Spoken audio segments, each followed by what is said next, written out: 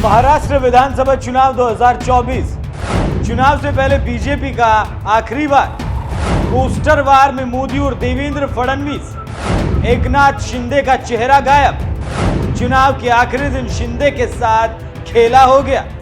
राजनीति बड़ी क्रूर चीज है और जो आप नहीं सोचते वो हो जाता है और जो सोचते हैं वो होता ही नहीं। शायद इसीलिए इसी को राजनीति कहते हैं। जैसा कि आपको लगता था कि हिंदुत्व को छोड़ सॉफ्ट हिंदुत्व के साथ उद्धव ठाकरे आ जाएंगे, लेकिन हुआ और आज वो बीजेपी से टक्कर ले रहे हैं। क्या किसी को पता था बिना योग्य आदमी को बीजेपी मुख्यमंत्री बना देगी, जिसे किसी चीज की समझ नहीं है, जिसे सिखाने के लिए साई की तरह फडणवीस साथ रहते हैं। अब वही शिंदे बीजेपी के लिए सिरदर्द बन चुके हैं और कहा जा रहा है कि अमित शाह ने साफ संदेश दिया है कि अब आप मुख्यमंत्री नहीं बनेंगे। इसके साथ ही साथ अजीत पवार, जिसको लेकर मोदी ने मोर्चा खोल दिया था, जिनके भ्रष्टाचार को लेकर महाराष्ट्र में मोदी शाह के साथ ही साथ पूरी बीजेपी ने मोर्चा खोल दिया था, वो खुद बीजेपी के सहयोगी हो जाएंगे और जिस भ्रष्टाचार को लेकर विरोधियों पर तीखा हमला करते हैं, अब वही भ्रष्टाचारी बीजेपी के साथ गले मिल रहे हैं और साथी भी हैं। लेकिन ये सब भारतीय राजनीति में हो रहा है। अब उसी कड़ी में चुनाव से ठीक एक दिन पहले बीजेपी ने पोस्टर वार से साफ संदेश दिया और इस संदेश से महाराष्ट्र की राजनीति में हड़कंप मच गया। चुनाव के समय और टिकट बंटवारे तक महायुति में खटपट रही। अब मतदान से एक दिन पहले बीजेपी ने एक पोस्टर जारी किया और इस पोस्टर में दो चेहरे हैं, पहला पीएम मोदी तो दूसरा देवेंद्र फडणवीस।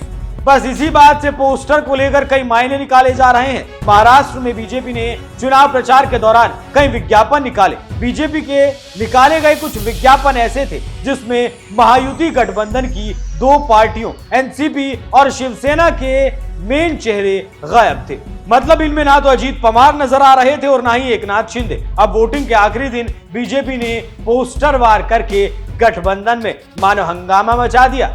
आप जानते हैं कि महाराष्ट्र में बीजेपी का गठबंधन दो दलों के साथ है, लेकिन गठबंधन के अलग भी बीजेपी कुछ प्लानिंग कर रही है। सूत्रों का दावा है कि बीजेपी ने मजबूरी में एकनाथ शिंदे को महाराष्ट्र का मुख्यमंत्री बनाया था। अब महाराष्ट्र चुनाव का रिजल्ट ये तय करेगा कि कौन अगला मुख्यमंत्री बनेगा। लेकिन अमित शाह ने खुले तौर से कह दिया है कि अगला मुख्यमंत्री बीजेपी का ही होगा। इसके साथ ही साथ समय और हालात देखकर एकनाथ शिंदे भी कह चुके हैं कि वो अगले मुख्यमंत्री नहीं होंगे। इसीलिए बीजेपी मजबूती के साथ आगे बढ़ रही है। एकनाथ शिंदे और अजीत पवार को साइडलाइन किया जा रहा है और खुले तौर से नहीं तो अंदर ही अंदर बीजेपी महाराष्ट्र का अगला मुख्यमंत्री देवेंद्र फडणवीस को बताने में जुटी है। इससे आप समझ सकते हैं कैसे एकनाथ शिंदे की राजनीति को बीजेपी दफन कर रही है और अपना किला मजबूत कर रही है। उसी का नतीजा है कि पोस्टर वॉर से बीजेपी ने समझा दिया अगर बीजेपी जीतती है तो मुख्यमंत्री बीजेपी का होगा। जानकारी देते चले कि महायुति को